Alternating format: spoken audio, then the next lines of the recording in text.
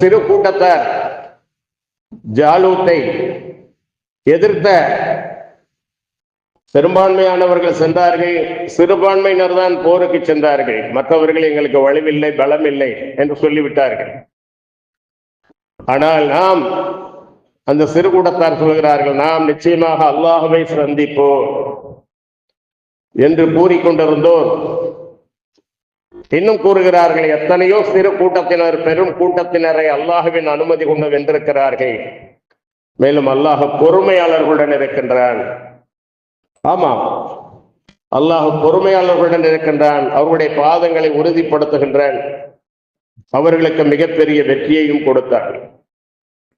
சிறு சிறு கூட்டத்தார்கள் பெரும் பெரும் கூட்டத்தினரை வென்றிருக்கின்றார்கள். அவர்களுக்கு இந்த பொறுமை மற்றும் உறுதி, தைரியம் இவைகள் எல்லாம் அவர்களுக்கு இருந்தது.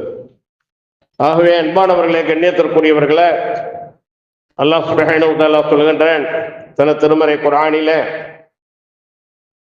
வலனப்லுவன்னகும் பிஷைஇன் மினல் ஹௌஃபி வல் ஜூஇ வ நக்ஸின் மினல் அம்வாலி வல் அன்ஃபுஸி வஸ்ஸமராத் வபஷ்ஷிரிஸ் ஸாபிரீன். நாம் ஓரளவு பசியை கொண்டும் வியாதிகளை கொண்டும்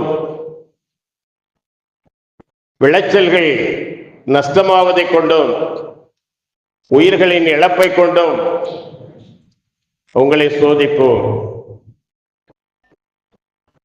எவர் பொறுமை காக்கிறார்களோ அவர்களுக்கு நபியை நீங்கள் நற்செய்தி கூறுங்கள்.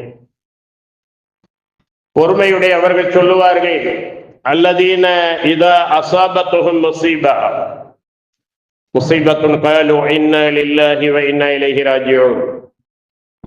அவர்களுக்கு ஒரு துன்பம் ஏற்படும் போது அந்த பொறுமையாளர்கள் சொல்வது, நாம் அல்லாஹ்வுக்குரியவர்கள், அல்லாஹ்விடத்தில் திரும்பி செல்லக்கூடியவர்கள் என்று அவர்கள் பொறுமை காப்பார்கள்.